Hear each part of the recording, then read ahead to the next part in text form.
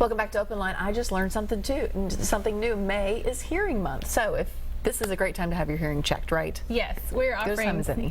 free screenings in the month of May, since May is Better Hearing Month, and we're also offering $800 off a pair of hearing instruments in the top 3 tiers. That would include all of the iPhone and Apple compatible devices. So okay, so we're going to get back to that. I will explain that one again in a little bit. I want to get to Walt. He's on the line.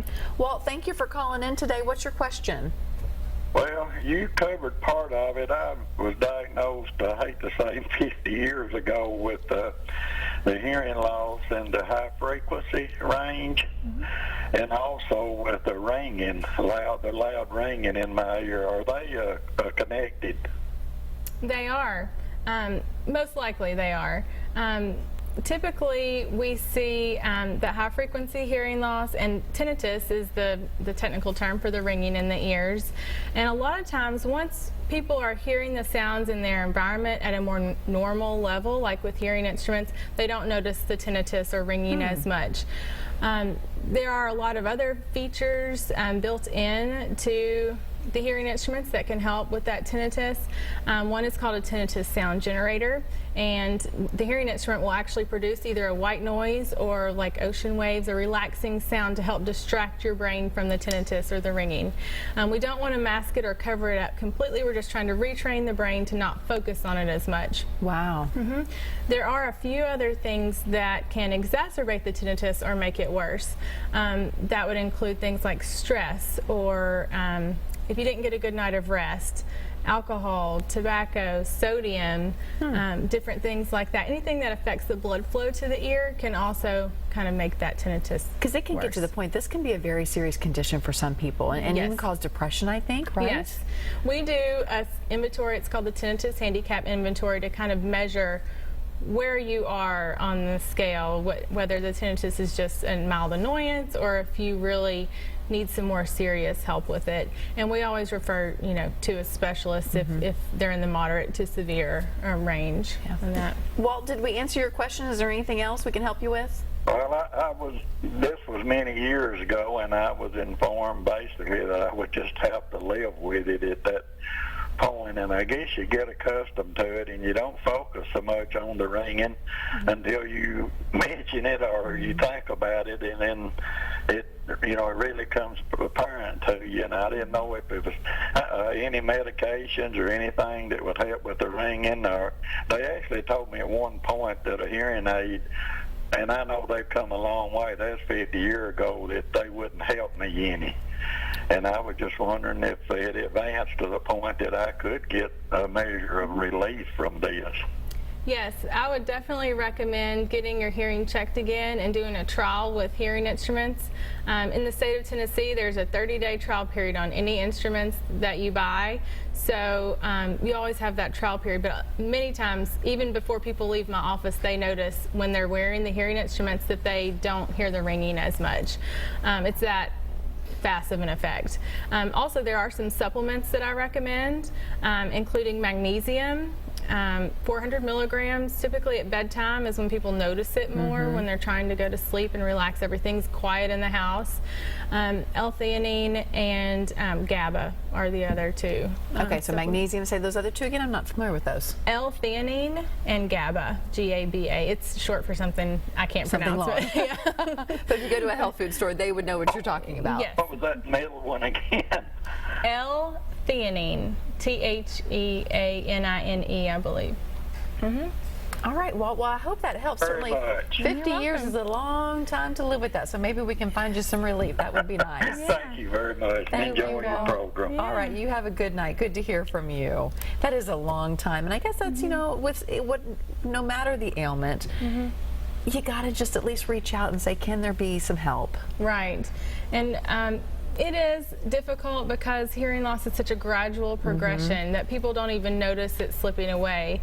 But then when they do reach out for help and they come into our office and I explain everything and how it works, and we let them try hearing instruments there in the office, people a lot of times are kind of sad that they waited so long, So it's a great thing to just get it checked and, see where everything stands. And I know that the cost of a hearing aid can also be intimidating because we hear they cost so much money, and they do. I mean, they're expensive. Right. They're little pieces of machinery that are Yes. very expensive. Tell us about the different prices, and then also how insurance comes into play, maybe how Medicare comes into play. Well, the prices range in our office anywhere from around $1,000 per ear up to around $3,500 per ear. So, and then insurance, Medicare doesn't pay anything on the hearing instruments, but will pay for the test as long as we have a referral from the primary care doctor. In May, we're doing the free screening, so that, Takes care of that. Take care of that Yeah. part, right.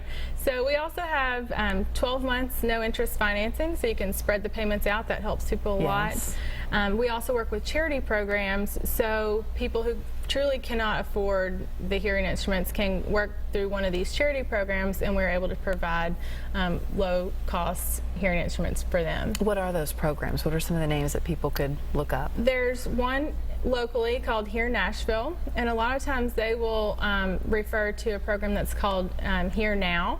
There's also one called Help America Hear, and it's a kind of extensive application process, but if you really need to hear better and Sure. Can't afford it, then that's a good alternative. Okay, good enough. Yeah. Good enough.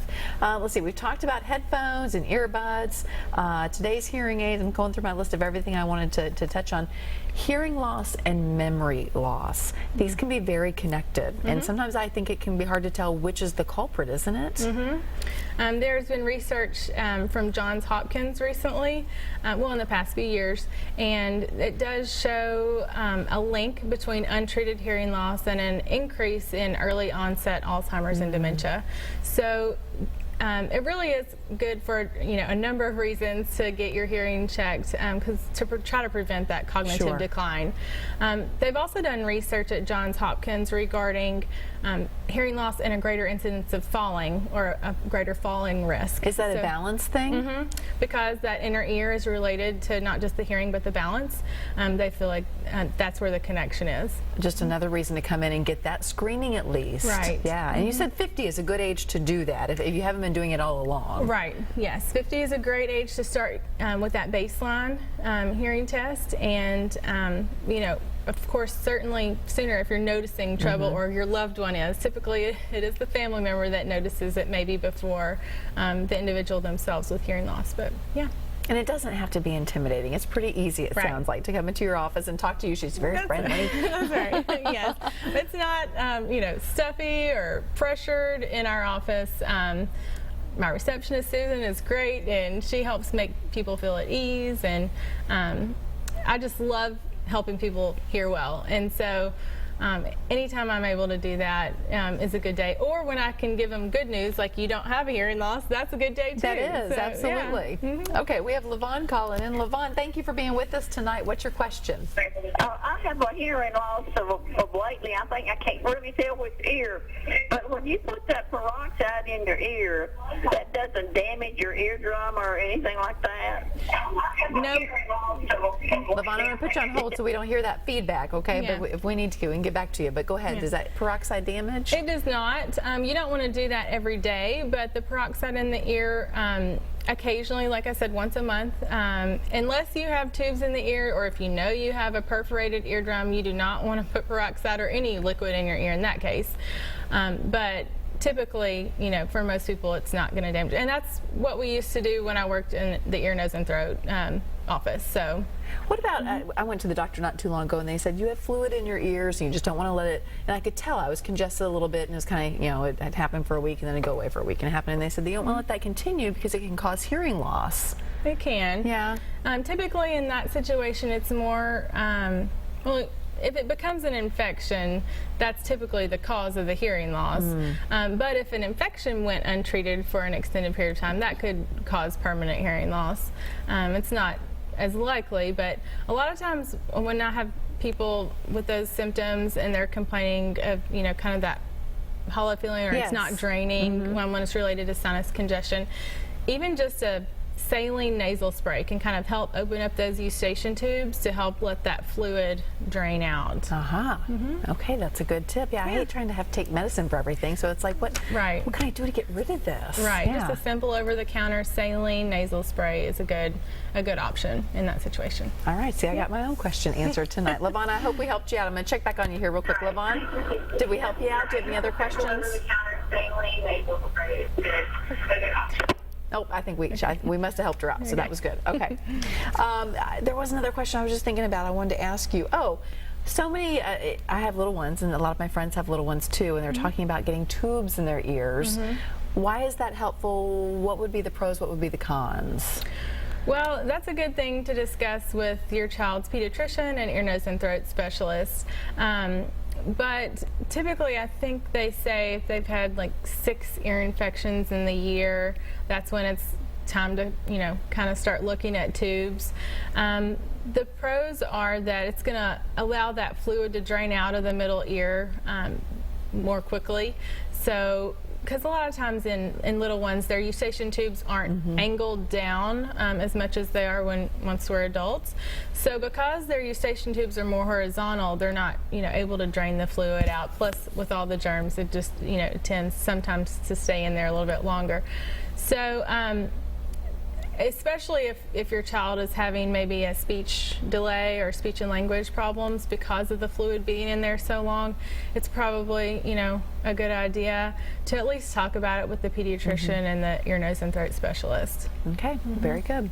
All right, I think we're going to take another quick break, and remember, if you have any questions that you want to ask tonight, this is your chance to do so for free, I might add, to an audiologist here in town. So when we come back, more of your questions, more of my questions, we'll get them all answered. Stay with us.